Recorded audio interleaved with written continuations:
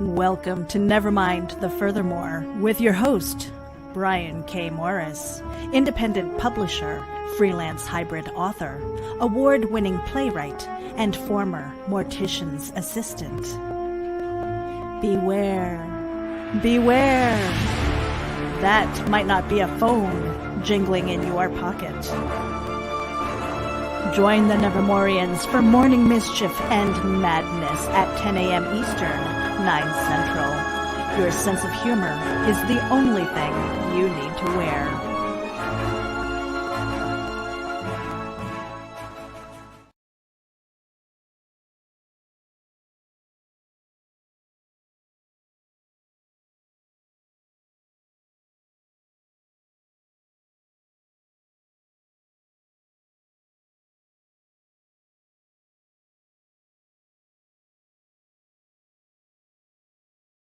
And good morning. How the heck is everyone? Sorry for the little late start there, but we were writing and we got some stuff done. So hope you can say the same at the end of today. Anyway, I'm Brian K. Morris. Hope you all are having a pleasant Sunday morning.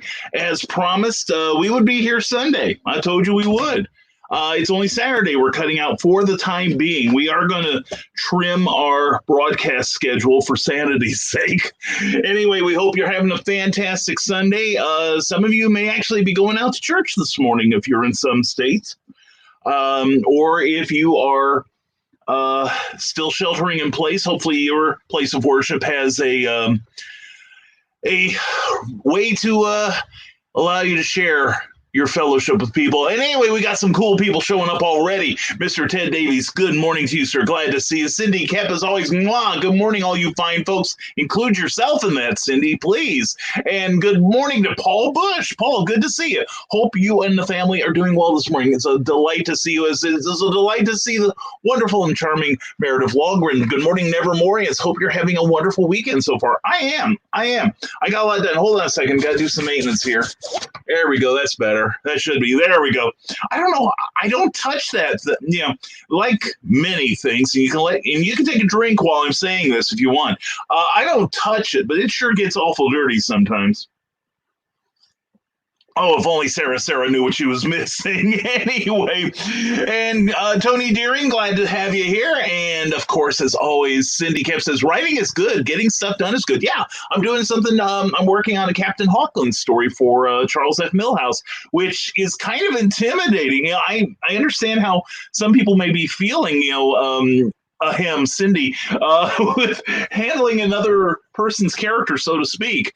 And I'm very aware that Captain Hawkland has a following, and this is for the first issue of Charles F. Milhouse's new pulp adventure magazine, and it's I said, he's kind of implying he'd like somebody to try to write Captain Hawkland. And I know he approached me about it a couple times. And I'm like, okay, I'll take that chance. Then he tells me Bobby Nash is working on one. I'm like, God bless it. It's like as if I'm not competing against Charles F. Milhouse, who I think is an amazing writer. I'm now competing against Bobby Nash, who I think is another amazing writer. I'm like, yeah, geez, it's no wonder that writers are insecure. Anyway, Christian Basil, the Church of Brian's Monster, the Morris Monster greets you as well. You said a mouthful. Anyway, Christian, glad you're here. And don't forget the Legend of the Traveling TARDIS. Did I get it right today? Anyway, please check out that podcast. It is amazing. And Christian's an amazing, funny guy. We love him. And anyway, Tracy Dunn, good morning, Brian and fellow authors. Tracy, you're the lady who wrote Poetry Expressions. It's available on Amazon. Gosh, wish I knew where to find it. Anyway, we're now joined by Nick Talker. Good morning. Good Sunday morning to the dashing Nevermorians. Dashing here, dashing there. We are dashing everywhere. Hope you're having a great morning, Nick. You and Amanda both. And please join T.L. Shively today. Looks around. Did she show up and I don't know it? Did I? It could be me because we've only had, I think we're only on our fifth pot of coffee this morning, so I'm not sure.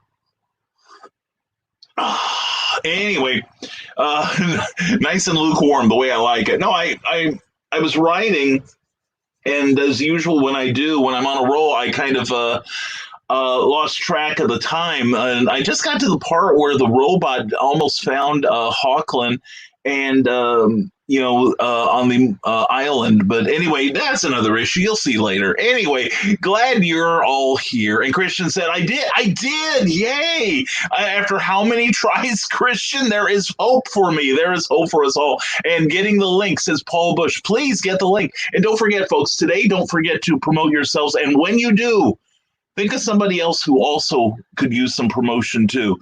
So if you mention your podcast, mention someone else's. If you have a new book release, mention somebody else's. Now, mine don't count. Please do not include me in this, because I've got my own bully platform. So it's you folks that I want to help.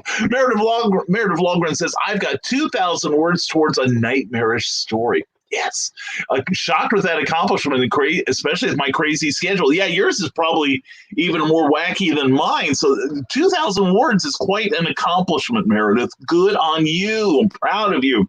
And speaking of Meredith, and being proud of her, she has agreed that she will be appearing this coming Tuesday on the one, the only. Let me see if I can coordinate this. This could be interesting. She will be on this Tuesday's Clever Title Pending at 8 p.m., 7 p.m. Central Time. We are going to talk about imposter syndrome. Do you know what that is? If you don't know what it is, please come check out the show, because we will educate you. And also, if you suffer from it, as many of us, yes, us do, please come and maybe we can help you get through it. But we've got the wonderful Meredith Logren, the charming and delightful Luke Stone, and the charming, delightful, and lovely Carl Witzman. All friends of this show. You remember them, you love them, and you will definitely want to check out the show Tuesday night with Meredith, Luke, and Carl and I. It's going to be fun. Anyway, good for you, and good morning to Paul Roof. Paul, glad that you're here, sir. I hope you are doing well, my friend. And Christian Basil says, Facebook.com. Please, I've heard of that place. Please check that page out for the Traveling TARDIS page. Terry Malloy was awesome. Oh, cool. Terry Malloy. I got to listen to that. Can check out the live recordings on the Facebook page. Whovians help us hit 35,000 subscribers. That is fantastic, Christian. You deserve each and every one of them. You do. You are awesome. And Christian, if you want, please put links to your show on my Rising Tide page. Okay, I think my people would appreciate that. And on my page too, my profile page, because we oddly enough, we have a number of Whovians on those pages. Go figure. And Nick Tucker says, after Brian has tingled your spine and your funny bones, head out across the galaxy to Praxis 5 and enjoy the horrors of technology gone amok in interplanetary war, where even fallen mecha can rise again. In Eyes to the Sky on Amazon. Check out Nicholas Tucker, author. He is amazing. He is cool. You'll love his stuff, and I'm looking forward to tonight, Nick. And Cindy Cap, I know what you mean. I'm working on a Doc Saga story, and I'm concerned about messing it up, especially the characters are not mine. Well, the nice thing is, Cindy, I will give you some hope. That's why I gave you the story I wrote, to hopefully give you a little clue as to how to handle him. And if there's something that I find amiss, we will discuss. And if there's something you need to know, email me, send me a PM and we can discuss it, because I realize that a lot of the stuff about Doc is in my head, and I should have written a book about him myself and to start it out, but I got impatient. I wanted to see your story. Anyway, we'll get it together. And there we go. Smash words. Brian, thank you so much, Cindy. I appreciate it. You are the best. You really are. And also don't forget www, or not www, but anyway, put in CKOEPP.com and check out Cindy Kep's work. She is amazing. Also bearpublications.com. Plus Cindy has a new book. Then she's having a launch party for it, I believe this Thursday at 6:30 Central Time. Would you please put in some information? And please, I'd love for my Nevermorians to show up, give Cindy some encouragement, and please pick up copies of that brand new book of hers. It looks and sounds amazing. Paul Bush has a link to Drama Free Book Community today at 2 p.m. Eastern. Is this something Lynn is doing? I we crave to know more. And Cindy, need more books to read? Then you need to check out this page. Thank you, Cindy. I appreciate you so much. You are the best. And if you need artwork or swag for other fun purposes, go to Sarden Art 76, the artwork of Bill Sarden here on Facebook. And because Bill does amazing work, did some amazing work for Cindy. And I look forward to seeing that, Cindy. Hopefully, we'll get to some shows this year. Holy cats. The only things we've got so far are virtual.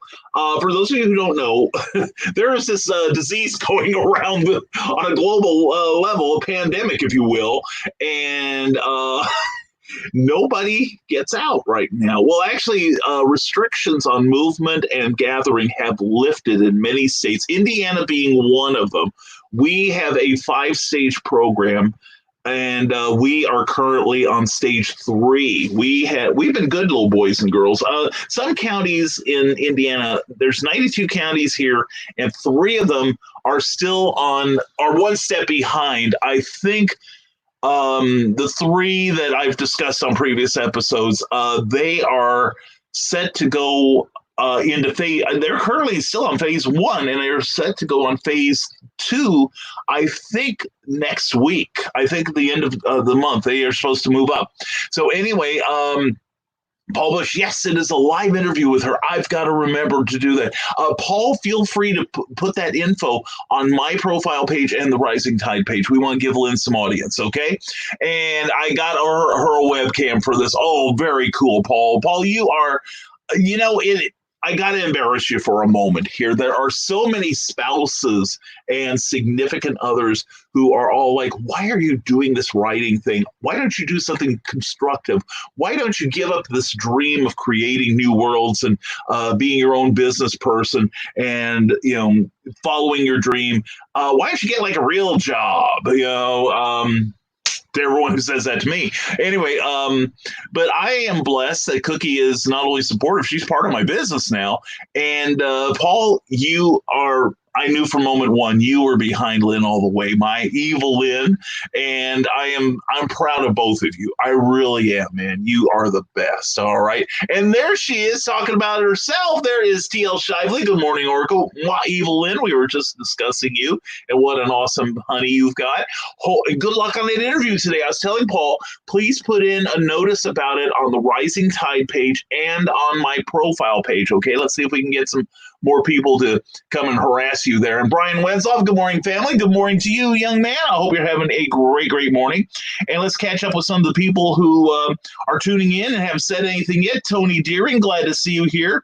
And Alyssa Hutton. Wow, Alyssa, how are you? James Tilson, good to see you. Rochelle Lesser, Chris Hughes, and Tina I'm still having problems with that last one, Tina. Please forgive me. Michelini. All right. Glad to see you, Teresa. Hope you're doing well. And hope all is well with everyone here on this fine, fine Sunday morning, May 24th. And yes, we will get to that reading of Santa Sign soon. Christian Basil, it's a good idea for a book to think about if anyone wants to steal my idea. The question of the book, what's worse, COVID-19 or how people reacted to COVID-19? Wow, that's an excellent question, Christian. And I have some very hard, resolute views on the current pandemic response at all levels of society. I would love to hear everyone's opinion. Christian, that is a super, super idea and a super question. It's a great idea for a book. I mean, you can change it from COVID-19 to the Black Plague if you want to write any sort of historical novel, or the 20th century flu pandemic from 100 years ago. That was nasty. That was what we've got right now. Is our response to it is nothing. The results of the response is nothing compared to what they went through, because this was totally untried. At least we had that pandemic to base some of our responses on. And there's a lot of stuff that, I agree with you, Christian. I see a flurry of books in the next few months, really hard based on the current dilemma. But in my opinion, I think it's a reaction. I do not stand with the people who do not take precautions for other people. I would feel horrible if I gave the disease to somebody and even if they just got sick, even if they died, I'd feel miserable forever. Because I would be as good as have killed them myself with my bare hands. Now there are some people I can see killing with my bare hands. There is a list, but no. It's the problem is the disease is not discriminating against who it infects. There's just so much here to unpack, but yeah, that's a great question. But I welcome the discussion on this because it's a good subject to have. And I have to agree with you. I'm very lucky, and I love him for it as well. You should. I love your guy for it too. Seriously, but in that manly sort of way, Paul. I hope you're not disappointed. Anyway, so no. I love seeing when a spouse is or significant other is supportive and encouraging, just like Paul Bush is to TL Shively. I see it with like John Hale for Amy. And I do know, and of course, I am blessed too. Cookie is not only not only encouraged me from day one. She has actually told me there have been times when I've said, I should like maybe put this on hold for a while and maybe get a real job and help out the household. Because I'll admit, sales have not always been good. Sales have kind of sucked at times. Like when I would get a 69-cent payment from Kindle Worlds, and that was the only money I got that month. And Cookie would be like, yes, and I'm like, can we save up enough to buy a gun so I can blow my brains out? And she's like, no, you keep writing. And she was right. It is paying off now. And thank you to everyone who supports me as well. That does not go unappreciated. Believe me. So yeah, I have seen a number of spouses and significant others who do not support their chosen one's creativity and try to actively discourage, if not sabotage, their dreams. I have seen some people like, I'm a big believer in especially when you're starting, you get your royalty payments. And especially if you're doing in-person sales, take that money and move it over and buy more books, buy more inventory. So when you go to shows, you've got something to sell, and also help defray the cost of the table, the travel, the room, the food, etc. Make the trip more than pay for itself. And I have seen some people, just who have access to the other's account, to say, well, no, you don't need that. That's a stupid idea. I'll take that, and then they go spend it on themselves. That's the sort of thing I think a court should be allowed that the other person be able to shoot them. But anyway, let's get back to your comments before I go sounding off some more. Andy Davis and Mike Meyer, gentlemen, glad to have you here on this Sunday morning. Hope you are having a very, very good morning. And let's go back here. I just skipped a whole bunch of comments. Ted Davies, stop by teddaviesartistry.com and check my shop and my link to YouTube, where my new book Retrieve is introduced. And big news this week on Thursday at 4 p.m. Stay tuned. I assume it's going to be this Thursday at 4 p.m. because Ted Davies is going to join me on the OnCon channel. We have a new show on there that we have yet to pick a name for, and we're working on it. We've got some great suggestions yesterday. But anyway, Ted will be my guest. We're going to do one-on-one shows, pretty much, or one-on-two. And so if you are, especially if you're involved in comic books, since that is mostly a comic book channel, we'd love to hear from you. Or otherwise, we will have discussions, and I will lead the discussion just as we are doing now. So please join us there this coming Thursday at 4 on the OnCon page here. And please, folks, I love it that you're promoting yourself. But now, everyone who's promoted, think of somebody else who needs it, and do not mention me. I'm fine. But mention somebody else you think doesn't promote themselves and see if you can't draw a little attention to them in a good way, all right?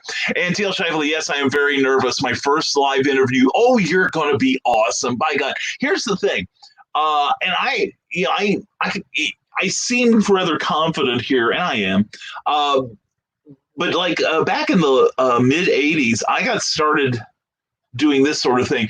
Because I was a Doctor Who fan and fairly prominent in my local community, I was asked by my then girlfriend to come onto our local PBS station and kind of be the cheerleader for Doctor Who, and give little factoids, etc., and just liven up the broadcast from the normal people who worked at the station and didn't know one damn thing about Doctor Who. I knew several damn things about it. But anyway, the thing was, I was a little nervous going in. I had done stage work and I was petrified back in high school. And then I realized what I needed to do. The minute I stepped in the studio, I said, I know what I've got to do. So I went up and I said, where am I going to be standing? And they said, you're going to be at that point there all night. I said, okay, fine, that's great. Who's my camera person? And they said, oh, we've assigned this lady here to do it. And so I went up and said, hi, I'm Brian, and I'm scared as hell. So I'm going to be talking to you. All right. And she just laughed and said, please, that'd be great. And so I forgot that, once I got into the moment, I forgot that I was talking to, say, 4,000 or 5,000 people in the audience that time. And I started talking just to that person on the other side of the camera. And it got easy, because then I'm blocking out everyone else, but I'm talking to one specific person. So here's the thing. Imagine that, if somebody like comments on your show, if they allow that, or just your interviewer, that's the person you're talking to. Everyone else is just eavesdropping. And, there's no need to be nervous about that. And a good host will never let their guest fall under the wheels of the bus. Okay. And maybe we can have you on one of our shows too, Lynn. Okay. That would be cool. All right, Brian Wentzoff, Reels and Heels will be live at noon Eastern today. Check it out. And TL says, Meredith Logren, you're going to be great. Just be yourself and breathe. Yeah, that's the thing. I think Meredith will agree that, it's not 100% easy for any of us to do this, but you find your jam and you stick to it, and it gets easier. Every time it gets easier. It's almost like amortizing. All right. So anyway, just be yourself. Don't be nervous. Just have that one-on-one with the interviewer, and that you'll be all right. You'll be awesome. In fact, I will try to be there today. Okay. And Cindy Kepp says, Bear Eye, edited by Travis Perry, artwork by Mary I know I'm messing this up. Mary Campagna Finley, published by Bear Publications, was released last Wednesday. A dog and his barren work with a bird and her boy to stop the creator of maniacal killers. And Cindy Kepp is having a book release on Facebook this coming Thursday at 6:30 Central Time. And there we go. And she's not putting up the external link, so it won't get squelched this time. Yeah, we are learning that Facebook is actively kind of killing the signal on external links that are links that are anything that don't go to Facebook. And so definitely go to bearpublications.com. I don't know if the bots will get me for speaking it out loud. I don't think this is the website that dares not speak its name. So anyway, bearpublications.com. All right. Real easy to spell. So please check it out and check out the work of Cindy Kepp. This sounds like a terrific book. She was on the last episode of Clever Title Pinning from last Tuesday. If you haven't caught it, either on the Rising Tide page or my personal page or on my newly revived YouTube channel. And if you haven't signed up for my YouTube channel, I would love it if you would. That would make me a relatively happy person. And let me give it to you. Oh, let me give it to you. Oh, if only. It's a good thing that Sarah isn't here. She'd be drowning already. Anyway, please subscribe to my YouTube channel. We are broadcasting on there. In fact, the picture quality and the sound quality is a lot better, and you don't get as much hesitation as you do through Facebook. And while you're there, please subscribe, because algorithms. And if I can get 100 people to subscribe, which I'd like to get done by the end of the week, I would love. This is selfish, but it'll be easier for everyone. I will supposedly get a URL that is unique to that channel, where I can send you all there easily, and it'll be easier to find. So please check it out. That's at Camouflage. Yes, I know it's misspelled. 61821. Check that link, and please come visit me there. And we are going to be posting some new material there very, very soon. I've started writing scripts for it, which is probably why I haven't gotten Charles F. Millhouse's story done. But I'm going to be doing some instructional videos on writing and publishing, and hopefully making them entertaining with my own peculiar sense of humor. So anyway, so we got a lot happening right now, but let's get back to your comments, okay? Thank you for that, Cindy. Thank you so much. And Teal Shively's, thank you so much. Yeah, breathing is a big part, and I hope I don't forget that. Well, with some of us, it's, I guess it's just so automatic. I remember to breathe. I breathe a whole lot. You know what I'm saying? So, especially when I'm on the phone. Anyway, you're going to be awesome, Lynn. I have so much confidence. I can't wait to hear you. And Christian Basil, I think the idea should be a perspective from a family who is in lockdown, a brother, a sister, a mother, and a father, thinking through their thought process, what's important to them versus what's important, losing their jobs, their friends. Yes, anyone can steal this. Just buy me an expensive lunch. Dude, you should be eating free for a year based on that idea. That is gold. And in fact, you may have just given me a super idea. Hold on a second.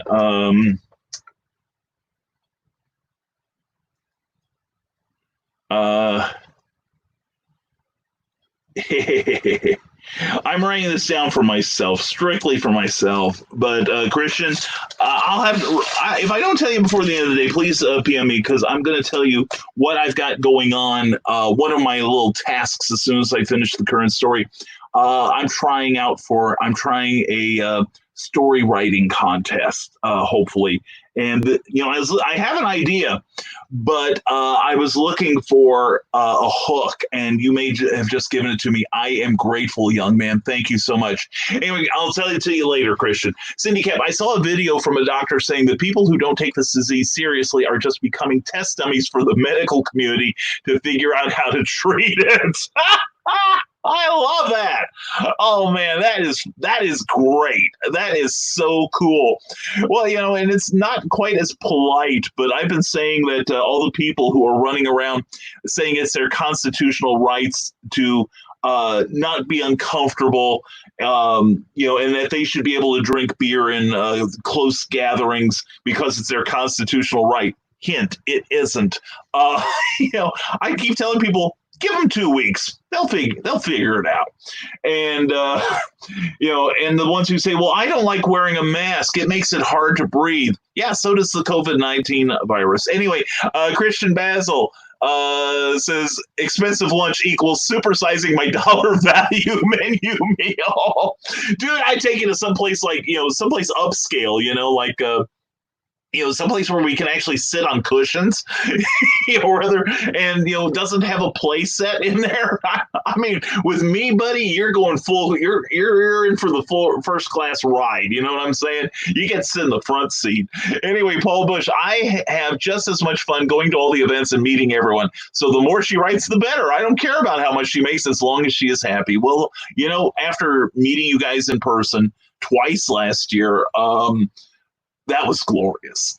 Anyway, and just seeing you guys, just your enthusiasm, it makes a decrepit old fart like me happy. Okay, it brings a smile to my blackened heart. Which, if you ever see a heart smile, that's a sure sign of some sort of vascular dilemma. But anyway, Christian Basil, if you're not supportive of your significant other's passion, that's not a relationship to begin with. Amen on that one. I wish we could give that a like on the StreamYard here, but by God, that would get a like and a love and a hug. I'm telling you.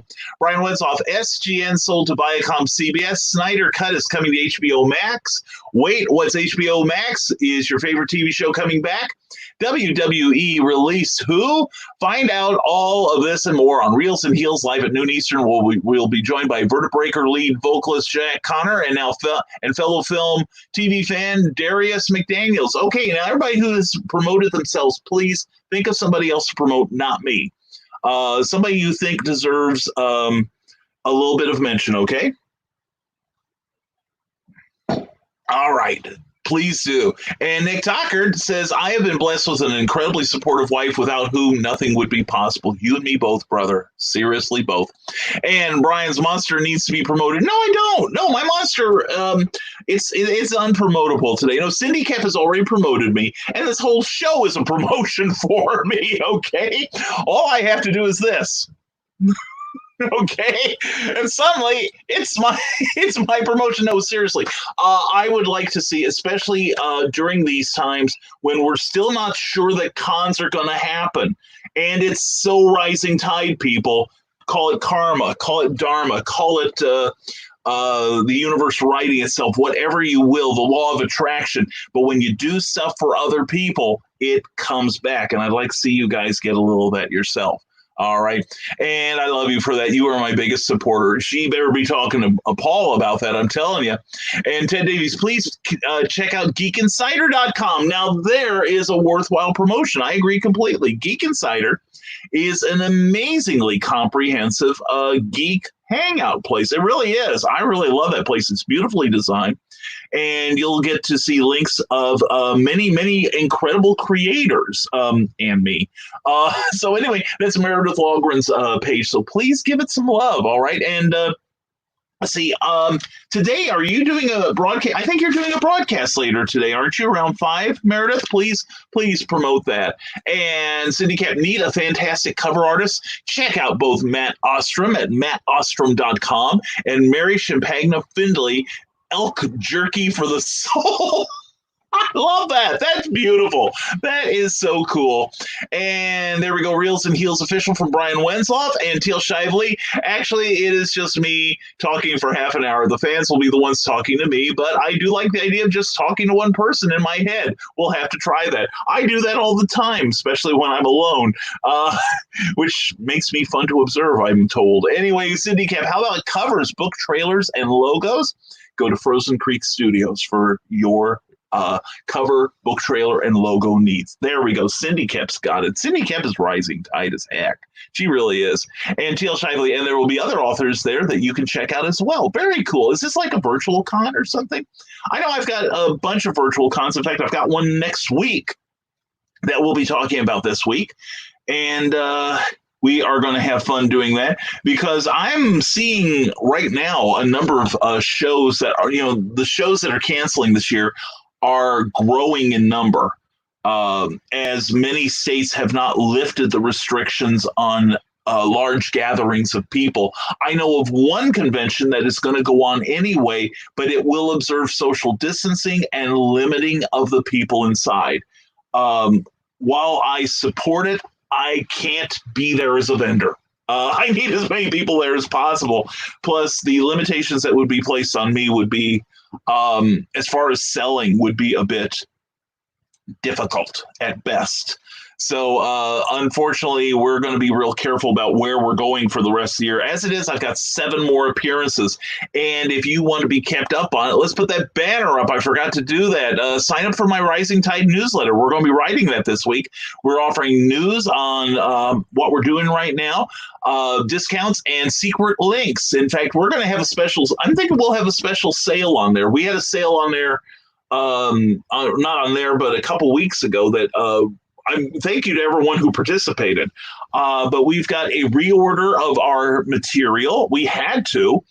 And I may not put it in this one, but I may give everyone a listing of what I've got because right now I am offering a special deal that with the stuff that I publish through Rising Tide that I'm offering it for full cover price.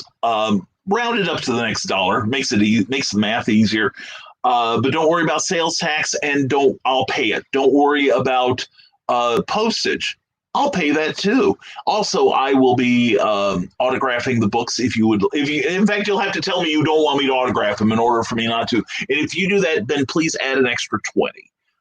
For me not to autograph it. But anyway, that's what we got going there. We're kind of writing the newsletter in our head right now.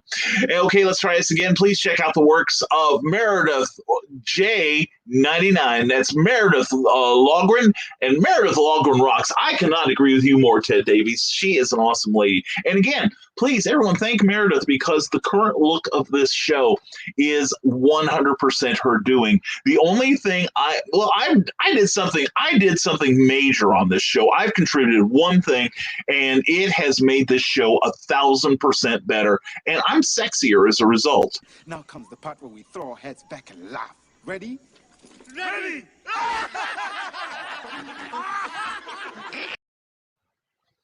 I'm sure I'm sexier. Anyway, let's get back to your comments. And Ted Davies' Luke Stone is awesome. I'll agree with you 100% there. Check out his studio at Luke Stone Studios. Plus, he's got some incredible publications, including Hybrids, The Sons of Gods. And keep an eye on that project. Keep your eye on Luke Stone, because Hybrids is exploding right now. I think in a few months, you're going to be seeing a lot of Hybrids, the Sons of Gods, Luke Stone work. And, we've mentioned some of it here. There is going to be a role-playing game release eventually. I'm also told there will be novelizations by one of my favorite authors, perhaps my favorite author. Anyway, fantastic editor and proofer. Please check Chuck out. That is Chuck Pinot, and I'll agree. I've never been edited by him, but I think I would enjoy it. I like a thorough editor. I really do. I'm not one of those writers who is like, oh, don't touch my work. You can edit it, but don't change anything. And I've been that writer in the past. But I like a thorough editor because it challenges me as a creator, and I learn stuff. And some of the best editing I ever got was tough. There was a lady named Jennifer McDonald. I don't know that she's doing much freelance editing at the moment, but she edited a story of mine for Metahumans versus the Ultimate Evil. And it was so much fun. She was worried I would lose my about it. But I actually said, bring it on, because everything she was writing about was spot on as far as her criticism went. And I really enjoyed the experience. In fact, it got to the point, to show you how far I've come, hopefully, that we got to page 5 of my manuscript before she found a paragraph where she had no corrections to make in any way, shape, or form, or no suggestions to improve it. And I'm like, she said, this is how I change your story. And I'm reading it, I'm going, it's 100 times better, do it. But what was funny about Jennifer was 2 months after we both signed off on the story, she contacts me and goes, Brian, we've got a problem. I just noticed that half a dozen people in our anthology are using obscenities, and you haven't.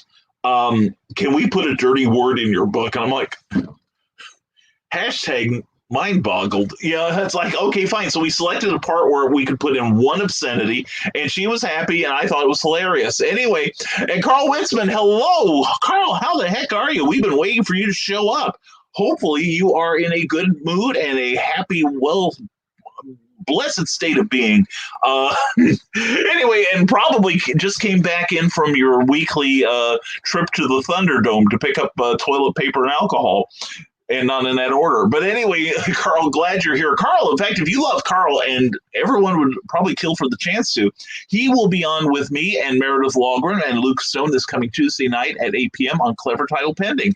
And we're going to discuss imposter syndrome. And if you've never heard of that, then I guarantee you will be interested in the show. And everyone who does know what that is probably thinking, Life Raft. We hope to have some suggestions that'll help you out. Carl Witzman says, successfully finished my weekly scavenger hunt. I thought so. And I found all the items on the list. Wow. And here I am. Well, congratulations. Usually I have to... make several excursions to get everything I need, i.e. the alcohol I require. But no, good. Congratulations, Carl. I'm glad to see that. And go TL. Go TL. Oh, yeah. Go Lynn. Go Lynn. Oh, yeah. Oh, yeah. And there we go. And Carl Witzman, speaking of plugging others, where are author Michaela, Jade, and Sarah? Sarah, yes, two people who who know the value of a good plugging and encourage you to do it frequently. Anyway, TL Shively says, thank you, Cindy. And I thank you too, Cindy. You're the best. And TL Shively, virtual signing, yes, this 1 to 5 videos. We're very cool. Very cool. It's getting to the point that's all we've got right now, unless you've got a platform like mine. So anyway, yeah, I find virtual cons fun. I can't say I have found them incredibly profitable, but it hasn't hurt my profile any. Cindy Kep says, cool books and anthologies, not all of which are hers, darn them. Go to bearpublications.com and find out all the fun stuff they've published. And more than powerful stories is their slogan, and that's enough to get me there. That is so very cool. And Teresa Dunn has a link to her Poetry Expressions book on sale now from Amazon in paperback form, and she's currently working on her third book as I work on the second, and I am slow and easily distracted, which is why I haven't finished it yet. And Tina says, check out our friends at Me Seed Comics. It's a great book and great people from Cincinnati, just like you. JB, and I know I'm going to mess this, and I apologize. Tina, why can't you guys be named Smith and Jones? JB Calagian. Okay. Anyway, check out Jay. So anyway, no, please promote others here this morning. If you are going to promote yourself, please promote others and watch the goodwill come back to you. I promise. TL Shively says, that is awesome. Way to go, Meredith. Yeah, definitely. And you are, Meredith Walker is talking to me from YouTube saying, you are a sexy, sexy beast, Brian. You too. I know. I fondle that huge package every day. And I can't get the silly grin off my face from you doing that. It's true. I let her handle my big package, and it taught her what it means to be a woman. Anyway, Cindy Cap says, go to Cindy Cap Amazon and go get Mindstorm and Ursulon 1. Like hurting the wind. The Amazon has both for very major discounts right now, and get Ursulon 2 into the open while you're shopping there. Please do check out her work, all right? And Carl Witzman rocks too. He surely does, Ted Davies. He does almost as hard as you do, if not harder.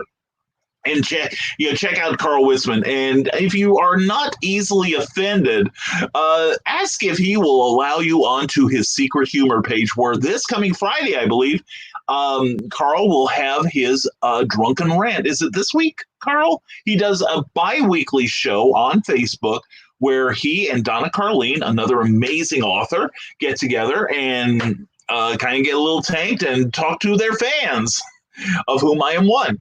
And we have enough booze stockpiled to last another 2 years. Carl is preparing for that apocalypse, I'm telling you. And T.L. Shively, last weekend I was part of a friend's new release of a book. The author is Douglas Pierce. We know Douglas. And his book is called Omega Rising, about a zombie agent. You can check him out at Agent Rusty Bones. Oh, that's a beautiful title. I missed that. I think I had a conflict that day, darn it. Part of my ongoing stab at popularity. But anyway, yes, definitely check out Douglas Pierce's book there. It sounds pretty darn awesome. That's my kind of book. And shucks, imposter syndrome, right, Carl? Anyway, thank you, Ted Davies. I'll have more to say about the shucks comment on Tuesday night about imposter syndrome on Clever Title Pending, 8 p.m. Eastern, 7 p.m. Central on YouTube on the Rising Tide Publications page. And also, if anyone wants to make a watch party out of it, you are welcome to do so if you can. And Carl Westman, I come over to YouTube to find Meredith. Oh, you lucky dog, you found her. Wow. Anyway, Carl Westman, this week for the drunken rant. Okay, I thought I was keeping it straight, because I knew I had a conflict 2 weeks ago when I was on Meredith's show, The Comics Noob, that's the one. It's Friday at 7 p.m. Meredith is exploring her options as a potential comic book writer, and I've been on the previous two shows. Meredith, I don't think I'm a good fit for the best fit, I should say, for the next one. So I will bow out this week and allow somebody with more expertise to show up. But please keep me in the loop about your subjects. So because I would love to be a part of your growth. Okay. Nick Tucker says, right now, aside from my numerous projects, I am trying to get several people to share their projects. Benjamin Shadalik Starkey's When Worlds Collide, an intense 15 millimeter mixed unit game. Yes. We are now touching into the realm of gaming, tabletop gaming, and all other manner of fun. And, for a lot of us, gaming and especially tabletop gaming. Not so much right now, but tabletop gaming was my social life for a number of years. And I've got to say, if it weren't for gaming, I'd have never met Cookie. So I will be grateful to Champions for third edition forever, if you know what I mean. And Ted Davies, Carl Witzman, you are just liver cleansing. That's right. Alcohol is a purifier. You are probably the safest man in Vermilion County when it comes to COVID-19 or the Miley-Cyrus. Okay. You're probably, remember that old series back in the 60s, Carl? It was called The Immortal. It was Christopher Jones not Christopher Jones. Oh, it was maybe it was Christopher Jones. But anyway, he was in the Rat Patrol. Anyway, it was about a man who had some peculiarity in his blood that basically stopped him from aging. And as a result, there was a millionaire who was trying to basically capture this guy and tap him so that he in turn would remain unaging and be healthy forever. Maybe you are that guy, Carl. Maybe you have just driven the virus out of your system so much. Now that I think about it, hand sanitizer is filled with alcohol. Makes me glad I've been drinking Purell for the last 2 months. That's pretty good. I can't see after about 7 o'clock at night, but otherwise I'm safe too. I could be a superhuman. I should be giving plasma. That's what I should be doing. Dang it. Anyway, also please follow Kat Rothermel, the rock and roll art goddess. Oh yeah. Oh, and she recently shared her middle school's art project video. That was a cool video, too. Wish Kat would show up earlier. I love her. She's awesome. She is the best. And Carl Witzman says, in other words, I'm just pickled. There you go. Just pack him in salt and pour alcohol around him. And tabletop board gaming, says Nick Tockard. Board games and have always been good to me. So I try to give back. Yeah, same here. I mean, I don't write much in the gaming genre. I'm intrigued by Gamelit. I could have. I did think of turning some of my D&D characters into their own heroes. But I didn't do it because I kind of viewed them as most of them as being like a shared build between me and the game master. And I have to say that over the years, I've become estranged from my game masters. One passed away about 2-3 years ago, and the other one, he just started going off the deep end after a time, which happens to many of us. Yes, note the pronoun. And I have absolutely nothing in common with him and no desire to share an IP with this guy. But anyway, board gaming for a lot of people is a great social thing. And, that's the thing. Cookie and I checked out, we had at the time 3 game shops here in the Lafayette area. And as you know, Nick, and 2 of them, 2 of them are still around, and only the third one was halfway inviting. The other 2, you walk in the door, and suddenly every head turns at the same time and just stares at you. That was kind of like one of the inspirations for my Doc Saga beginning. But anyway, if you get a good group, it is gold. And I'm still friends with my fellow players. Touch base with my Champagne groups every now and then. Kind of lost track of my Bloomington friends, but only one of whom is on Facebook. The others have real lives. But anyway, Cindy Kep says, Gamelit is fun. Animal Eye and 4 of my short stories are Gamelit. Well, actually, Cindy, I've got to give you credit. You're the one that made it sound really fun. It's kind of like, and this is not the sort of story Cindy wants to hear, I'm sure, but you're my oldest friend. When he got married, I used to flirt with his wife a lot, and she'd flirt back. mostly because we like seeing our friends, or her husband's reactions. And at one point, I had said something incredibly naughty, and she was giggling like a schoolgirl, and saying, "Well, maybe we should, maybe we shouldn't." The husband could watch, and he got mad. He was like, "How come he says those things, you start giggling. When I say those things, you tell me to go to hell." And she just looked at him without hesitation and said, "Because Brian makes it sound like fun." Anyway, so there's your naughty story for the morning. Anyway, but no, seriously, Cindy, you made Gamelit sound really fun, and probably, I'm sure that it's a huge genre. I think I'd heard a little bit about it, not so much as you've explained it to me, but a lot of it I'm sure is like fan fiction, except it's a very, very niche area. But I could also see where it could find a larger audience. I think that would be cool. That would be a lot of fun. I could see that. I kind of miss having a gaming group. I really do. So anyway, Isaac Hicks and Stephen Keith Tate have joined us. Gentlemen, good to see you. Hope you both are doing well this morning. And are we caught up? I think we are caught up. So let me change. Let's just bring the lights down low and let me change into something a little less comfortable.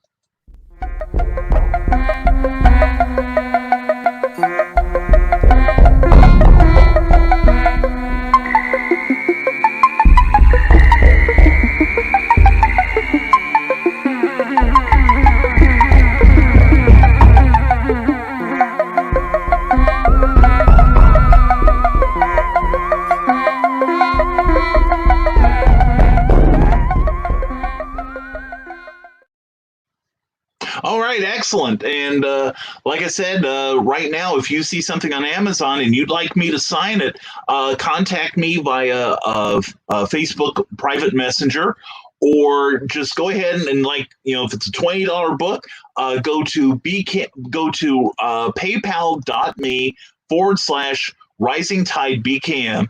Tell me which book or books you want. Send me the money via PayPal and put in your address and your name, and I will sign the books to you, and I will mail them I'll get them in the mail by tomorrow. Now, tomorrow is Memorial Day. By the way, we will have show tomorrow. We will be broadcasting on Memorial Day, and we hope you all have something really special planned for that day. And since the comments have slowed down, how about we have story time with Uncle Brian? As you know, for the last 6 weeks, we've been reading selections from Sandestein. 6 weeks, has it been that long?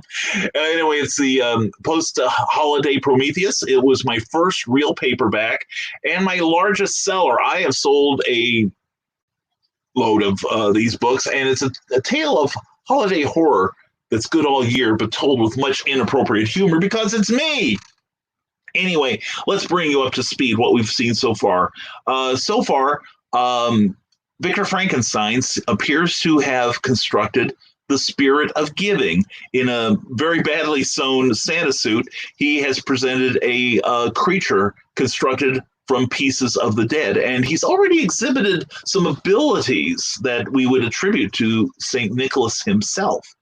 Meanwhile, Victor Frankenstein's fiancée, Elizabeth, is despondent over the holidays. That's why the creature was created. And now Victor is showing the creature off to his best friend from college, Henry Clerval. And that is where we pick it up. All right. It's over, right? Henry pulled the outer door closed, but the damaged lock could no longer keep the oaken slab flush in its frame. It slowly swung inward, inviting the snow and cold air into the room. This distasteful affair is done, right, Victor? Not until my create back down to a table for further examination and proper training. Victor punctuated each word with a forceful step towards the doorway that led into the main castle. Henry gritted his teeth. Victor, please don't try to tell me that this dreadful animal is worthy of rehabilitation. He sighed. So what do we do next? Henry hoped the next phase of their plan involved several visits to the liquor cabinet. Instead, Victor opened the other door into the main room of the castle.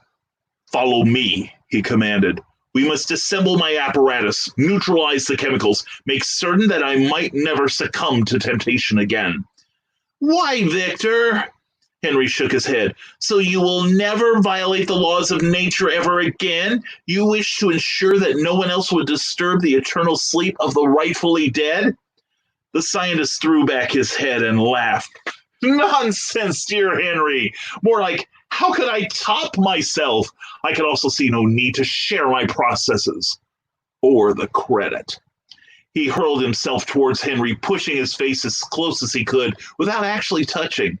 Not only does no one else share my brilliance, my genius, and my dark, captivating good looks, they lack my modesty as well. Henry tried to follow Victor's gaze as it flew around the room like an irritated mayfly. No one understands me. The scientist's eyes locked with his friend's, making Henry feel like a butterfly pinned to a corkboard. But you understand me, don't you, Henry? Of course I do, Victor, lied Henry. All the tension drained from the young doctor. He smiled softly. I want to break down the wall between this life and the one beyond, if such a thing there be.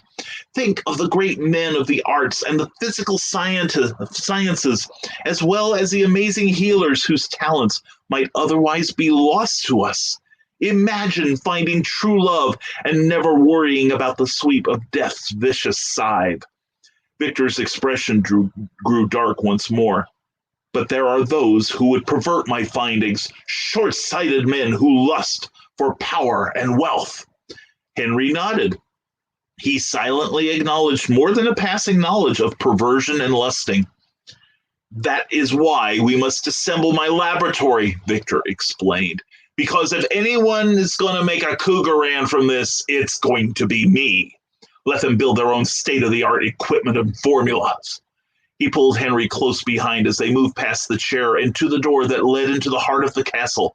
I must remove all temptation for others to travel my path, Victor announced as he pulled the door towards him. Nodding in agreement, after all, Henry was not only on a first-name basis with temptation, they were practically on each other's holiday gift card lists. The duo entered the main house. The great hall, usually illuminated to the point of nearly blinding any visitors, was dark tonight, save for the fragile lights emitted by a handful of candles randomly set at different points in the room. A barely seeable layer of dust on the majestic oak furniture and the marble top above the fireplace spoke of no one, not even the housekeeping staff, entering the room recently, save for the doctor himself. Ignoring the generations-old opulence that surrounded them, even as it could barely be seen in the dim light, Victor moved towards the stairway at the far side of the room. He walked confidently upstairs as Henry followed, stumbling at the base of the steps. After several falls, a painful knee injury, and a veritable legion of obscenities later, Henry found himself in the highest tower of the castle. He remembered being up here with Victor not long before they went to university in Germany, taking in the glorious summertime view of Geneva and the forest beyond the city limits in their more carefree days.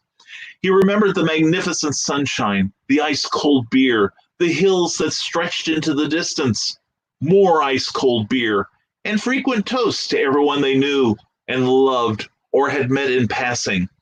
After drinking to the name of every inhabitant of northern Switzerland, Henry's memory grew hazier until he woke up the next morning with a taste in his mouth not unlike that of a stable.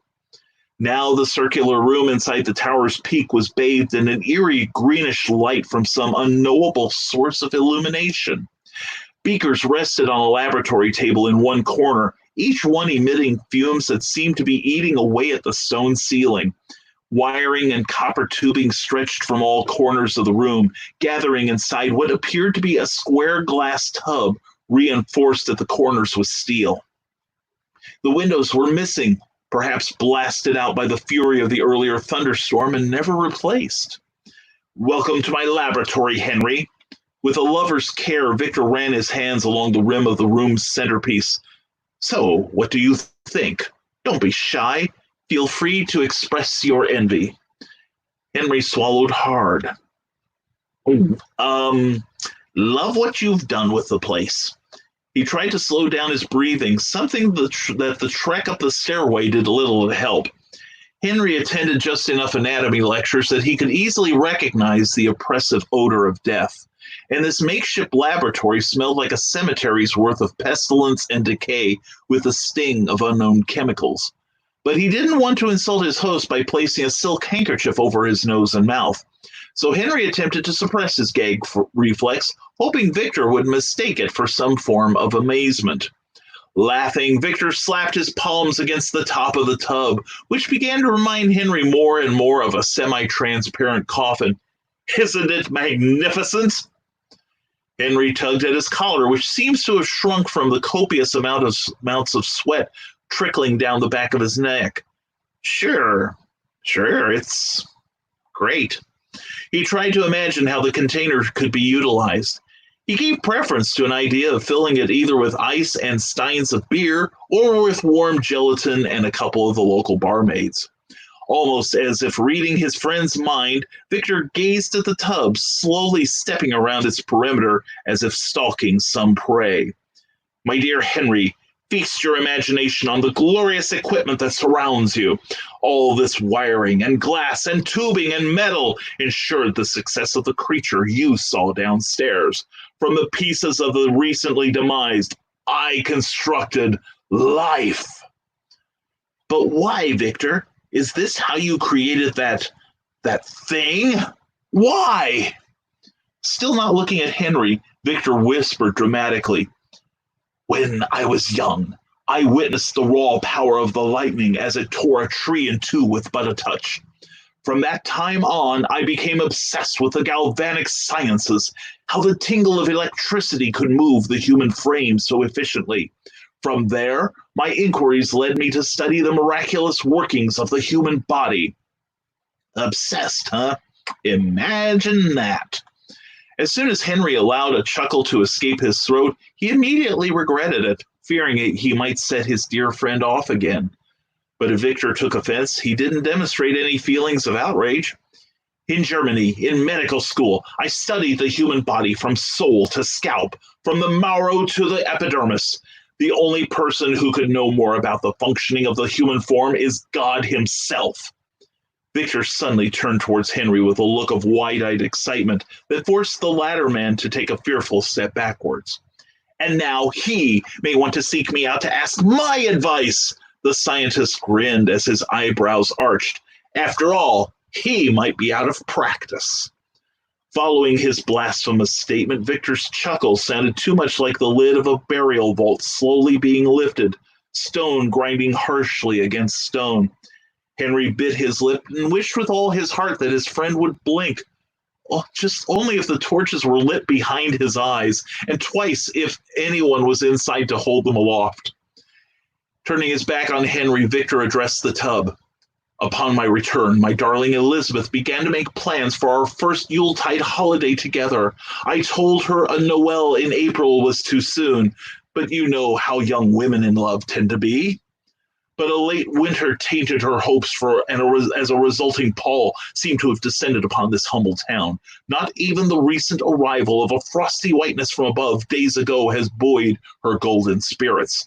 No, someone needed to take definitive action, seize the day, and remind everyone what this time of year means." Henry felt his heart hammering inside his ribcage. "That would be Santa Claus and the spirit of giving, right?" "Are you insane?" Victor's growl forced Henry back against the lab table. "Santa Claus is a fantasy, a lie meant to coerce children to behave at least 1/12 of the year, if that." The insane grin returned to Victor's lips. "I decided that if Santa Claus didn't exist, then I would have to create him." "But how?"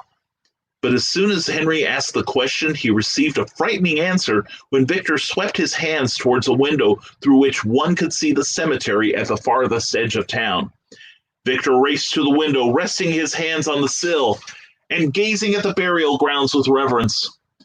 "For many years, I watched the cemetery by day, taking note of the freshly buried and later that night, removing their bodies from their coffin for dissection here in my lab. He glanced back at Henry. Oh, don't think ill of me, old friend. What I couldn't use, I put back where they belonged. You might think me a mad, blasphemous genius who spits in the face of all convention and whose sins against our Creator mount with every passing moment. But at least I'm tidy.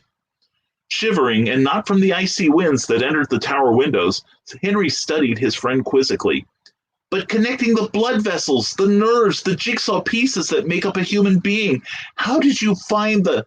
Holding a finger to his lips, Victor indicated one of the far windows. He pointed frantically. Henry's wide-eyed gaze followed until he saw the reason for Victor's vigorous motions. Two sets of fingertips clung to the sill. Their fingernails were jagged, untrimmed, while the flesh carried the pallor of the grave. Henry clutched the lab table as the room spun around him. It was all too much for his fragile, self-indulgent, shallow psyche to process at one time. So was what to order at lunch, but this was so terrifyingly different. Victor stalked the window, approaching it slowly like a cat would a mouse. He reached out and seized the fingers, picking them up easily in one sweep of his hand like a net would surround a swarm of butterflies. With the back of one hand on his sweat-coated brow, Henry realized that nothing was attached to those digits, an idea that was slightly less unsettling than what or who could have been connected to them. Victor grinned. I wondered where I'd left those. He turned to file the fingers in their proper bin marked fingers, extra. One that rested on top of what used to be a bookcase. Now that piece of furniture appeared to be a place where various boxes and jars found a spot to rest in lieu of a proper location elsewhere in the laboratory. Glancing towards the lab table, Victor watched Henry slowly slide towards the floor. The frat brother quietly collapsed, his bloodshot eyes spinning in their sockets. Poor man, the scientist thought. The glory of my discovery has understandably overwhelmed him. Victor shrugged and went to find the smelling salts. After he closed the lid on the container. Those could prove valuable as spares, if nothing else, Victor thought. Never know when you'll need a helping hand. And that concludes Chapter 7 of Santa's Sign by Brian K. Morris. It's available currently in paperback form on Amazon and also digital form on Amazon and Goodreads. If you don't want to wait for me to read the ending, pick that book up today. And if you have Amazon Prime, you can get free delivery. How is that? Anyway, let's go back and catch up with your comments. And Cindy Kep says, your books are still orbiting. They made it to Arizona again. They tell me they'll be back in Des Moines in 7 to 10 days. Facepalm. Cindy ordered some of my books during my recent sale. And between Cindy's moving about and all... the books are like chasing her like Barry Morse did David Jansen in The Fugitive.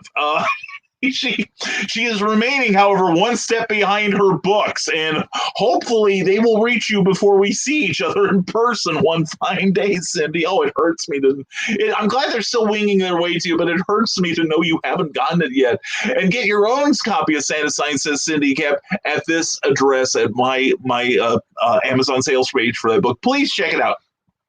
I am very proud of that book, as you might be able to tell. And that book has actually sold not just in America and Canada, but we've also sold copies in Germany, Great Britain, China, and Japan. So, in fact, I am frequently bootlegged. So I'm really proud of that. Apparently, I'm important enough to steal from. Cindy also says, then while you were there, get Amazon reviews made less impossible for instructions, reasons, and a template for writing reviews for the Zon. And thank you again, Cindy Kep. You're awesome. And the thing is, later this year, well, we're getting the time right now. I've got this social distancing thing down to an art, I'm telling you. And one of our goals for the end of the year, or at least before convention season next year, if I don't find other new shinies to write about, is we are going to do a physical version of that book so that you will be able to photocopy the template and use it to your advantage. And what? Somebody has kidnapped TL Shively and replaced her with Lynn Bush. Let's see what everyone thinks. Anyway, Lynn, mwah, thank you. Found you on YouTube. I like watching this better on YouTube than Facebook. So much better quality. See? I told you. And Lynn, please subscribe to me, please. And if anyone subscribes to me, please let me know and I'll subscribe back. I promise I will. And I've been doing that whenever possible. So, Lynn, thank you, hon. Yeah, I'm trying to steer people to YouTube because the quality of this broadcast, aside from the content, is so much superior on YouTube. So, not that I'm trying to bite the hand that has fed me to this point, but just the same, I'm really looking out for you guys. That I really want you to get the maximum experience from it. And anyway, Andy Shaggy Cordy says, good morning, Nevermorians. And Andy, it is a pleasure and an honor to have you here. As always, Andy is a very talented artist.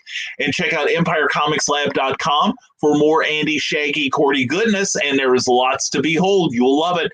And Carl Witzman, I am picturing the William Tell Overture, the Lone Ranger theme, playing while this UPS truck chases Cindy Kemp across the country. Yes. Oh, definitely. Yeah. Yeah. Cindy Kemp is, she's a gal on the go. And she couldn't be more mobile with this thing if she were chasing the one-armed man, if you know what I mean. Now, I'm getting nostalgic when I'm talking about The Fugitive. That was a great series. I loved it. And that's why I had such high hopes for Space 1999. It's like, oh my God, Lieutenant Gerard and Roland Hand and Cinnamon Carter on the same show. I am there. So, oh well. And that's one of those shows I know it's being broadcast on YouTube right now, Space 1999, which if you like Star Trek or Star Wars, I think you'd like Space 1999. It only lasted 2 seasons, but the premise is that in the year 1999, there was a nuclear accident on a moon base on the moon, of all places, right? Where would you put a moon base? And it blew our moon out of Earth's orbit and is now traveling the cosmos. And now the people on board the moon and in the moon base are seeking a new place to settle down, because it's not like it can steer a moon. You know what I'm saying? It's not like it's the Death Star. But it's a really great science fiction show and has a number of writers who also worked on Doctor Who. Johnny Byrne, for instance, not to be confused with comics artist writer John Byrne. He wrote several episodes of Space 99. Well, in fact, I think he was script editor on Space 99, but he wrote several, 2 or 3 episodes, I should say, of Doctor Who. And the mail truck is just pulled up across the street. How very cool. Let's see who he's delivering to. Is it me? Nope, it's my next door neighbor. I like her. She deserves something. So anyway, and Lynn Bush says, of course I subscribed as soon as I found you. Lynn, thank you so much. I'd like to get to 100 subscribers before the end of the month. That would be cool. Andy Shaggy Corey, fake Arctic Circle, eh? Yeah, exactly. You know what I'm saying? I think it's something to do with the 5G towers. Yeah, for those of you who don't know, there is a distinct subset on YouTube, and you'd think these guys would get flushed out eventually, because YouTube is really good anymore about killing conspiracy videos, especially if you believe in them. So they've kind of taken a war on people who believe in various things that cannot be substantiated, but they're sure it exists. And one really hot topic right now is the new cell phone towers that have the 5G signal that they say are the culprit for infecting the population with COVID-19. Now, if anyone can explain the science to me, I welcome it. Otherwise, I'm just going to keep piling the tinfoil on my fez, and we'll just move on with your comments. And Carl Wisman, Facebook is about 30 seconds behind YouTube today. Yeah, I've been timing. Because I look at my iPad every now and then, so I know who's here. Such as Kat Rothermel, the rock and roll art goddess, has joined us. Kat, I'm glad you're here. Welcome to the Sunday show. And Britt Alicia Thayer is here. Glad to see you as well. And so I want to greet you guys. But anyway, yeah, I've noticed that the what I see here in StreamYard is anywhere from 3 to 30, or about 3 to 20 seconds ahead of Facebook. And I haven't checked out Facebook versus YouTube yet, but my understanding is YouTube is significantly faster. Go figure. And and the picture quality is better, etc. And eventually, we are going to migrate some of our programming to YouTube. I will say that one of my goals is to eventually move a lot more of my writer-based stuff, which this is, onto YouTube and to the Rising Tide page. So, but that's a long-term plan. That's a long-term thing. It will not happen immediately. And when we do, we will let everyone know. All right. And Cindy Cap says, Space 1999 was fun. It was. I love that show. I loved it so much that I had a Monday night class when I was in college, when I was in junior college. And it unfortunately corresponded with, it came off at the same time as Space 1999. It was a 10-week course. I showed up for 4 classes. I still passed with an A. And the reason was that my instructor showed up for 3 of the 10. And he would basically leave a note on his door saying, just outline the chapter. So I outlined the chapter, and that's how I got through. It's like I could tell he was very committed to it, and I think ever since then I've been against tenure. So anyway, Carl Witzman, I watched the whole Space 1999 on YouTube just to catch up. Some were great, some were meh, like all classic TV, yeah. And even then, there was some great acting on there. Tony Arnold and who went on to another Jerry and Sylvia Anderson show, The Protectors, with Robert Vaughn and Nairi Dawn Porter. I loved that show. The Protectors was great. And it was a group of 3 freelance, you couldn't call them agents. They weren't mercenaries. They were just basically professional do-gooders that in 30 minutes would solve people's problems with the criminal element. I love that show. I really enjoyed it too. But there was a lot of good stuff coming over from Britain back around the time I was in high school and college, like Doctor in the House. I was a huge fan of Doctor in the House. And Space 1999. The only thing we didn't get was Doctor Who at the time. Because we didn't we couldn't get the right Chicago signals and such. But anyway, yeah, that was good stuff. And There's No Moon. Yes. Oh my gosh. Now I feel like I've got to binge watch that show now. I genuinely liked it. And the comic book, Charlton Comics, produced a series of Space 1999 comics that were really quite good. John Byrne worked on they did like a regular 4-color version and a black and white magazine. Neil Adams and Continuity Studios did the black and white magazine, and so did Gray Morrow. And the comic, I believe, was done by Joe Staton and John Byrne. So good stuff. Seriously good stuff. And Paul Bush, 3 days left to back a great comic. Don't let it slip past you. That's the Zombiful World of Oz. And Paul is probably so excited. Paul is like Eric Hawkins' #1 fan, even ahead of me, I'd say.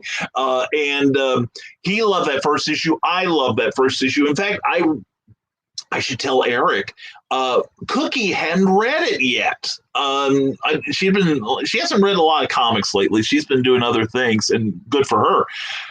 And it was funny because we went to Illinois last week because I've got it right here. This is the reason. As you know, about a month ago, Eric and I collaborated on a book that we did with the real life queen of the paranormal.com, Kadrolsha Ona-Karol. And we did a story that was based on a real life experience of hers. Well, this is the glorious results. And yes, I pledged for the copy that had everyone's autograph, except mine.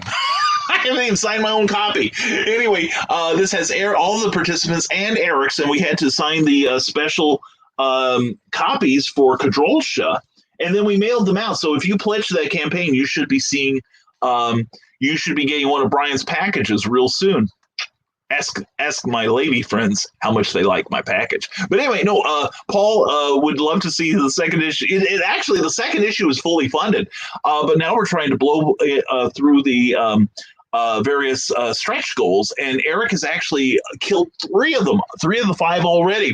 The next one is the a special collector's trading card that will be available only with this this offer. And he showed me the other stuff. Wow! Oh my gosh! I'm so glad I pledged. It's really cool stuff, and I'm stealing the idea. But no, it's fantastic, fantastic stuff, and it's a really good story. I've seen most of the art from it. He is currently drawing the first stretch goal, which was an extra 4 pages, and it's going to be a 40-page comic.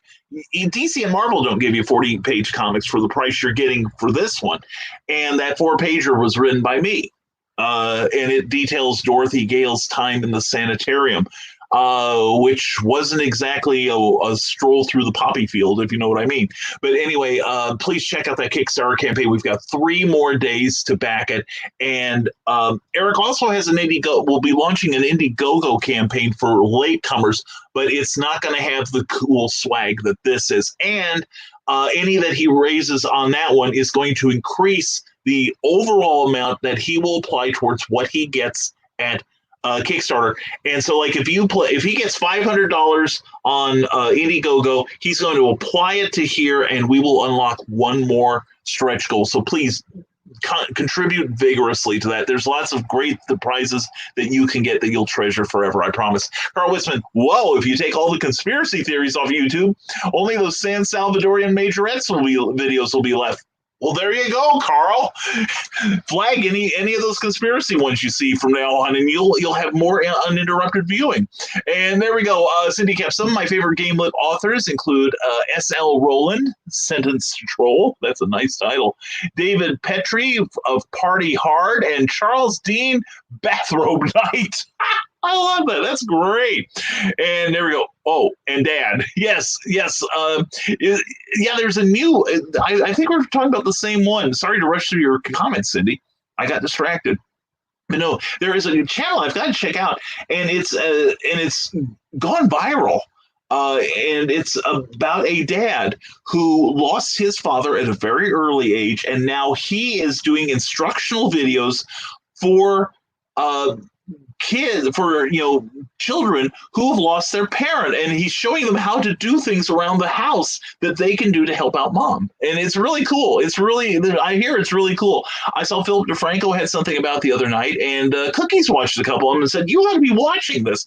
And it went from something like a couple thousand subscribers to 1.3 million subscribers and growing. So it shouldn't be hard to find this guy. Anyway, I'm going to check that out maybe later today. Anyway, Cindy kept the science behind 3G and the viral thing.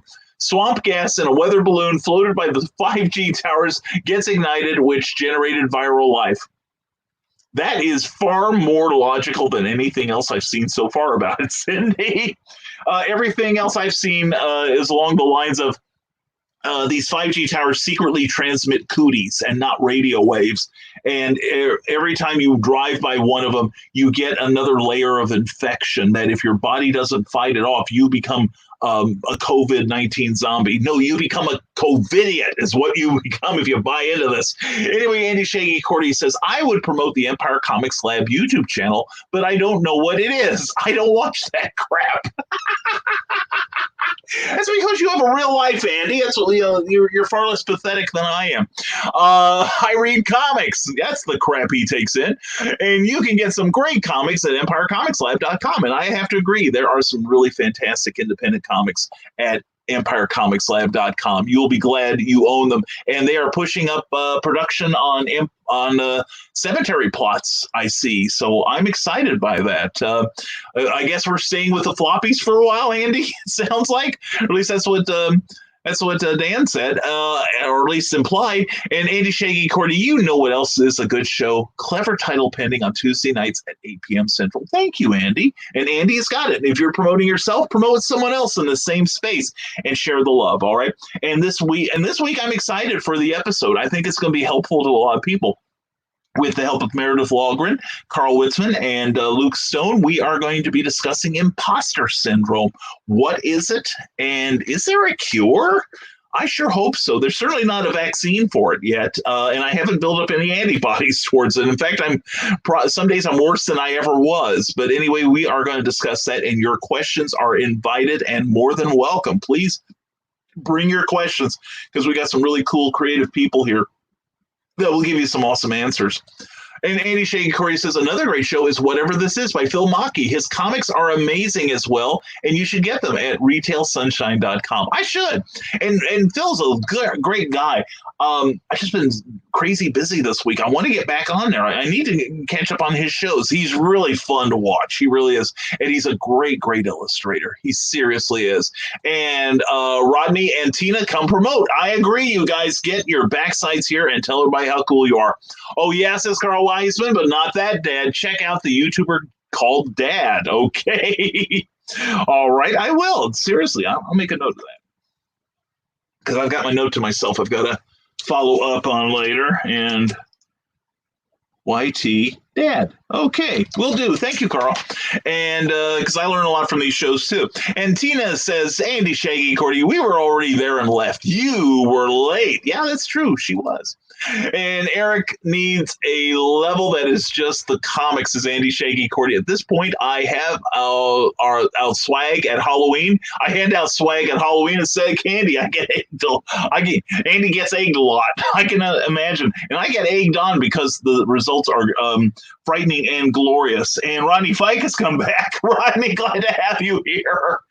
And Andy had church online, still not open here. Yeah, my church, Elston Presbyterian on the south side, they had a meeting and they have decided that they will remain closed for at least the remainder of June, until the end of June, at which point they will assess where they stand at that point. By that point, if Indiana keeps behaving and we can keep all the cooties out from Illinois, perhaps, we might be 80% of the way through this. And I noticed, I saw an article this morning, Dr. Fauci, I don't know if he's bowing to political pressure or what, but he is now saying that some places are far too reluctant to start intermingling. Either that or he has become bitter towards society and wants to see us kill each other with the COVID-19. I bet that's it. I bet he's snapped. I wouldn't blame him. I would too by this point.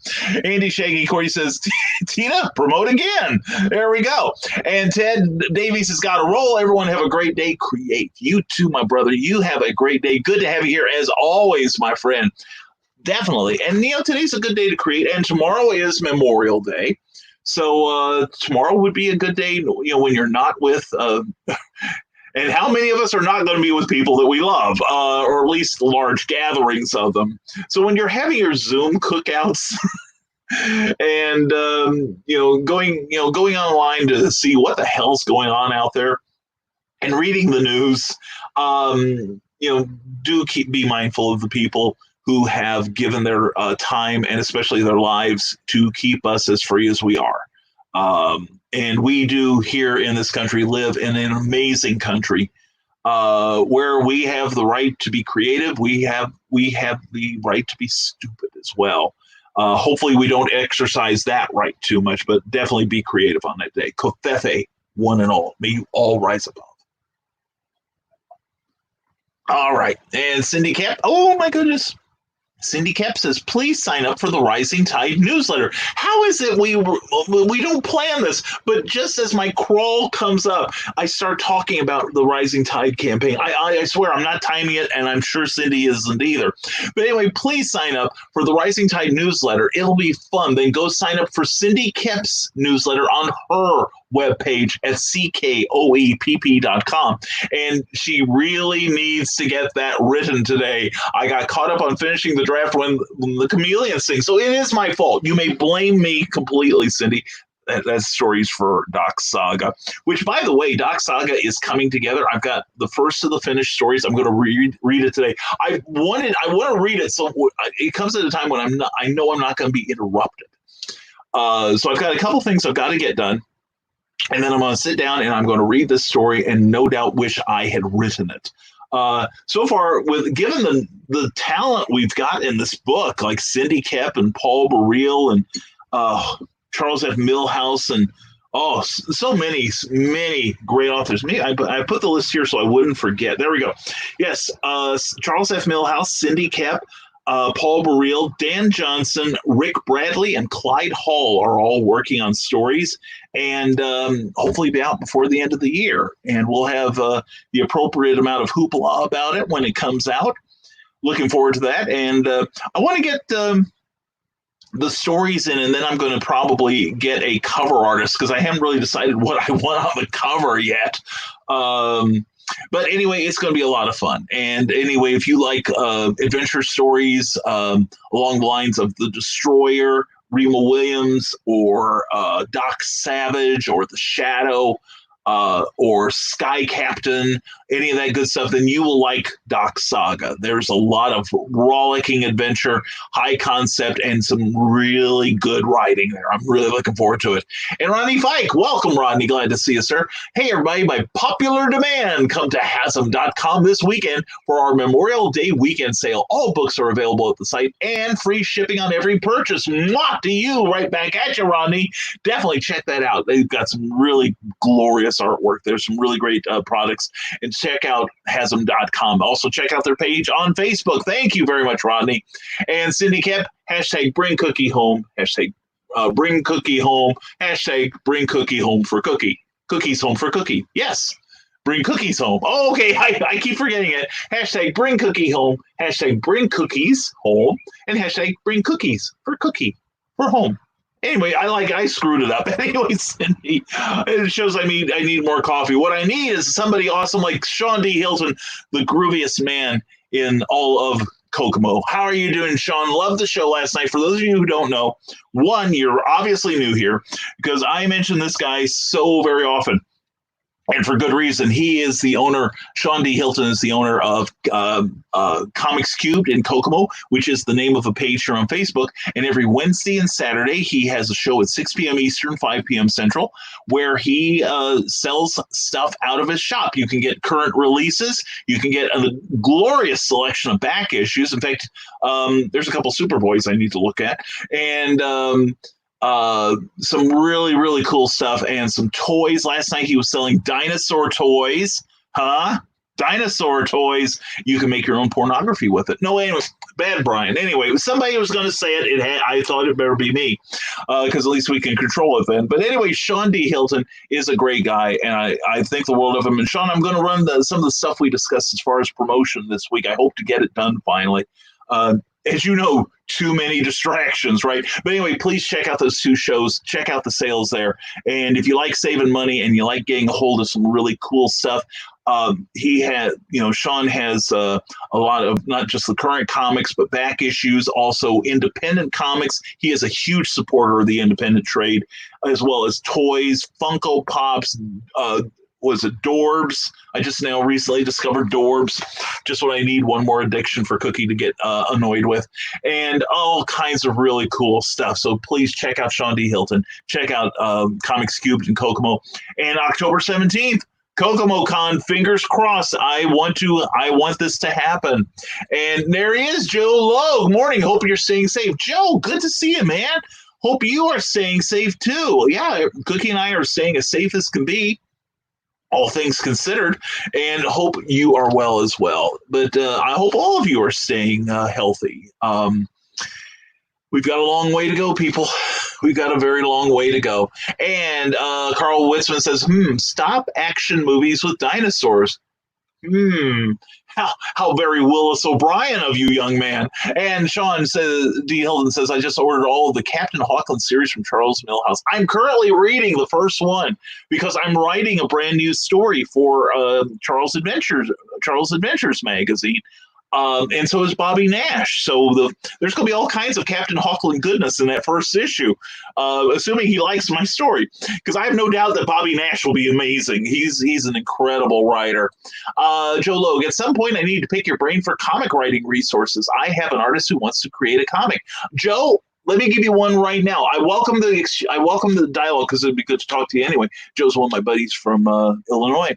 But Joe, check out a show on a channel called On Con. Also, Geek Insider. .com.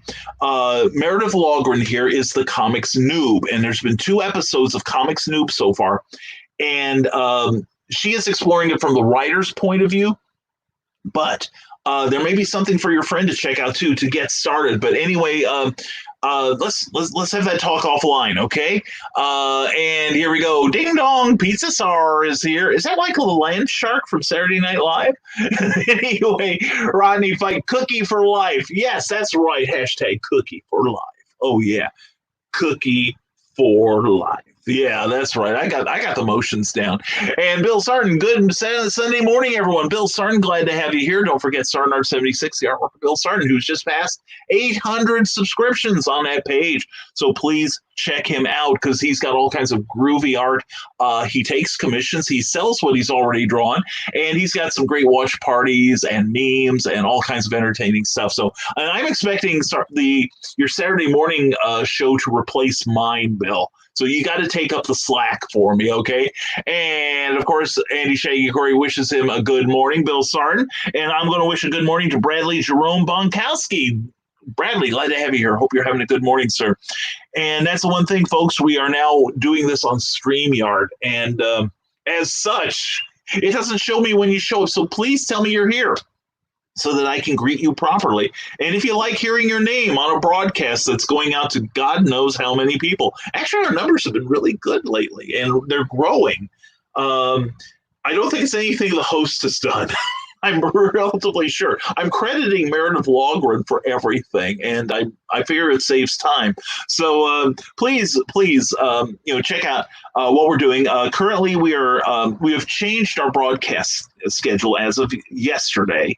And we are currently, as the restrictions on us dealing with the My Sharona Miley Cyrus relax, this show has now gone to 6 days a week rather than 7. We have cut out our Saturday show so that I can get some dang work done. A show like this, even off the cuff as it is, takes an enormous amount of energy. It really does.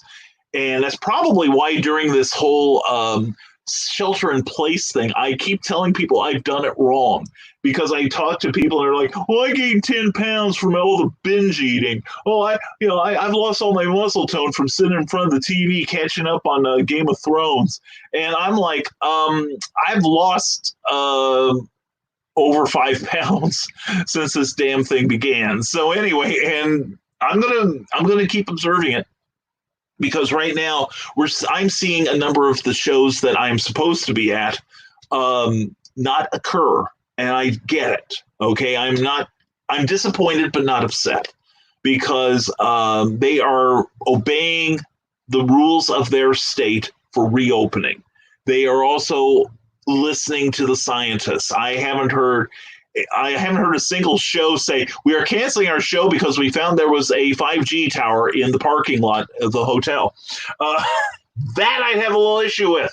But no, we are not looking, personally, I'm not looking at any shows until mid-July at the earliest. And as a number of places are having to basically obey state rules about gathering, or at least the venues must, then I'm anticipating I've got 7 more live shows this year, and I anticipate that they will, most of them will go. I hope, if I get one in, I hope it's Kokomo Con, because at this point, Kokomo Con is my last show of the year, and that's in October. And if for those of you who are longtime fans and aware of my travel agenda, you know how many shows I have not been able to get to. So that's why we're going to do a lot of stuff online. We've got new product all the time. We're coming up with Cookie and I are coming up with some really cool things that we think you are going to dig. We've got some side merch that we're going to be unveiling. And right now is a glorious time to be doing this thing. Yeah, times can be tough for some people, but some people are returning to work right now. So that should slow, in my opinion, that should slow down the rapid decline of the economy, and people will have some secure funds now. So. I'm also seeing a number of guests cancel. I was watching the Airship 27 podcast yesterday, and the hosts, Ron Fortier and Rob Davis, were talking about how they were going to not do any shows for the remainder of the year. I think Rob still has one show he's on the fence about, but he's not sure if it's going to happen. And I think it was one that's already canceled. But anyway, or said they would reschedule for later in the year. And as it is, they did because they're in a high risk group, and they're only just a couple of years older than I am. So, the color of the sideburns are not artificial, if you know what I mean, even though it's a really sexy color. But anyway, the thing is, I am in a high-risk group due to my age, due to my gender, because more men have come down with COVID-19 than women. Also, I am overweight. I also have a pre-existing heart condition. Nothing fatal. Please don't write me, say you're worried about me. It's a heart murmur, okay? Nothing serious. But, I also have some other issues that put me in a very high-risk category. So if I were to, and the thing is, I'm minimally concerned for my own safety because I will see to it. I'm more concerned with bringing it home to Cookie accidentally. That would kill me if she got sick. And so that's why I think everyone that goes out, and if I insult anyone here and right now, I don't care. If you're going out without a mask, without observing social distancing, and without washing your hands as prescribed by the Surgeon General, you're a selfish dick. Anyway, not that I have a strong opinion about it. It's not that we're doing all this stuff for ourselves as much as we're doing it to prevent somebody's grandmother from catching it, okay? Anyway, Andy Shea, according to my Memorial Day sketch card poll is still going on with only a few hours to vote. Please note the Nick Fury is the old white guy, not Sam Jackson.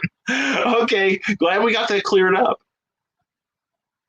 Of course, the new Nick Fury in Marvel is now a person of color as well. So, just trying to keep the synergy between the two, the cinematic and the print universe together. Anyway, Bill Sarn, I did my very first Facebook live show last night to draw the winner of my sketch giveaway contest. I'm sorry I missed that.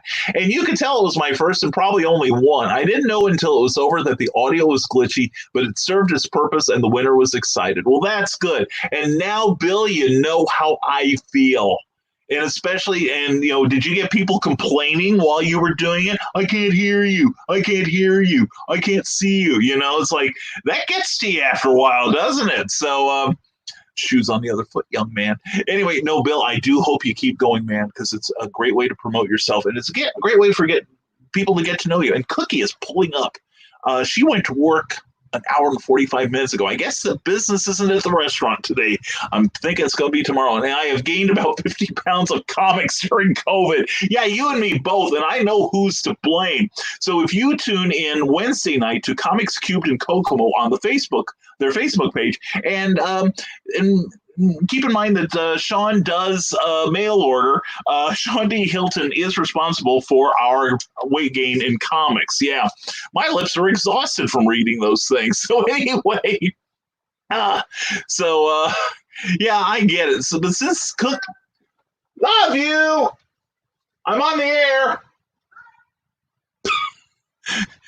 I can just see her bursting in here. It's like, that plays Hey, Devin. Yeah, it's like I can imagine it would be too much for my delicate ears, and I wouldn't want to subject you gentle people to that. So I think we better probably kill this conversation at this point. And I appreciate everyone showing up. I hope you enjoyed the reading of Santa's Sign. We will do another chapter next week. This is one of the longer ones. That's what she said.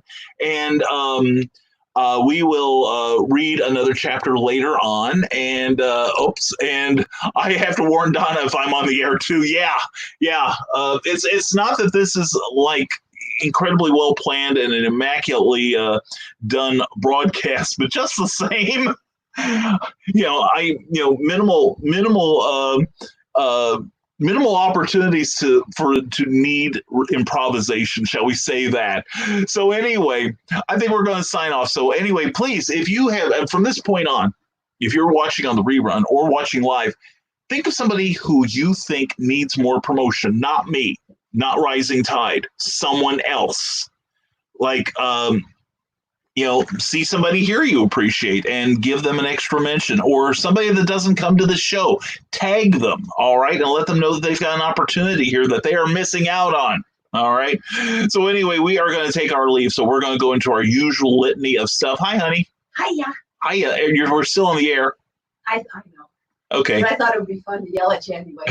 I yelled back. I heard. That was great. Yes, and everybody now is like, ah! So blood pouring from their ears. Hoorah! Yeah. Hoot mon. Anyway, folks, we're gonna take off now. So everyone, please check out the links that you see in this broadcast. And if you're watching from YouTube on our Camouflage 61821 channel, soon to be renamed with any luck, please subscribe and smash that thumbs up button, as the young people say. And Cindy Kep says, hi, Cookie. Hiya, she says. And remember, folks, if we can make enough income for me that I can, that we can, like, bring her home, she has agreed. She will show up on camera and she will do a show with me. And we are missing you already. Cindy, I miss you, honey. You have a great day. I insist. And Carl Wisman says, hi, Cookie, bye, Cookie. That's pretty much it, yeah. And Andy Shaky Corey says, I've also shipped out about 50 pounds of comics, too. Comics like The Manor, volumes 1 through 3, Cemetery Plots, Actionthology, P.I. Jane, Punching the Clock, volumes 3 and 4, which are currently sold out, and Alexander Hamilton with a sketch by former Marvel, DC, and Archie Comics writer-artist Stan Timmons, and A Priest in the Family, not a comic, and message Andy Shaggy Curry for a copy. And that is very cool. And also check out Empire Comics Lab for more great comics and free downloads during this coronavirus. And Cindy Kep, and go to Indiegogo and support Luke Stone's Hybrids comic. Yes, Cindy Kep, thank you very much for that. I appreciate it. So Andy and Cindy are going to get the last word from you guys right now. We're going to move on. And as usual, we'll go through the litany. If you're watching us on Facebook, please go to the Rising Tide Publications page and please give that a like. We have over 2,100 subscribers, and we'd love it if you were one of them. We have fresh content at least twice a day, often more. I posted a question for discussion this morning that you might want to check out. Also, we broadcast this broadcast on that channel. And other surprises. RisingTide.pub is my website. Check it out for a complete list of all my publications. And you can sign up for my monthly newsletter, the next issue of which will go out June 1st, which is gasp this week. So I better get my butt in gear. And also don't forget, this coming week, we're going to touch on some of the many great broadcasts. Don't forget the OnCon Network on Facebook. Also, the Comic Advocates channel on YouTube. There's fresh content every day at 4 p.m., 3 p.m. Central. And this coming week, we're going to, and I do mean we, note the pronoun, 3 of us are going to take over shows this week. Luke Stone is doing tomorrow's Monday's show. Rob Anderson is doing Tuesday and Wednesday. And I am doing Thursday at 4 p.m., where I will interview artist-writer Ted Davies, who's going to have a special announcement about his upcoming publication. I know what it is, and it's exciting. You are going to want to be there. Also, don't forget, and Friday, I believe Meredith Logren is taking Fridays, I believe.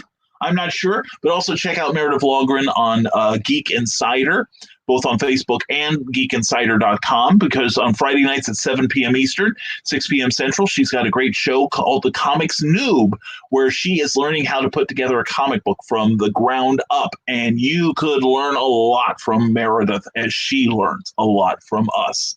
And a rotating group of guests. It's going to be exciting. And I don't remember what this week's is, but please mention it, Meredith, if you're still here. And also, don't forget, we are on every day except Saturday now on Nevermind the Furthermore, where if you like what you saw today, please join us, because we do more every day at 10 a.m., 9 a.m. Central. We allow you to promote, and you can interact and network with your friends. or make new friends and interact with them. It'll be great. Also, Tuesday night on our second show, Clever Title Pending, we are going to cover the subject of imposter syndrome. It's something that happens to a lot of creatives. And to help us discuss it, we are joined by Meredith Longren, who is all things that we need, as well as Luke Stone, who is a great comics illustrator and writer and all-around great production person, as well as Carl Wetzman, who recently released a brand new book about the Mad Gasser of Mattoon, Illinois. Please check it out. It's available on Lulu. So we've got a huge litany of great broadcasts to distract you from what's going on outside. And also this coming Saturday, I should say May 30th, I will be on a special online convention, a special virtual con done through the Indie Author Book Expo people, and we will have more information on it this week. But right now, we got to take our leave. We hope you have a fantastic Sunday. We will see you tomorrow on Memorial Day. Hope you have a fantastic day. Don't forget to frequent a restaurant, okay? They could use the business right now, even if it's curbside. And order extra or order gift cards. Order gift cards from your favorite business. This gives them a little extra cash to hopefully make up for some of the stuff they've lost so far. So anyway, thank you all for being here. And we will hopefully see you tomorrow on Nevermind the Furthermore. And don't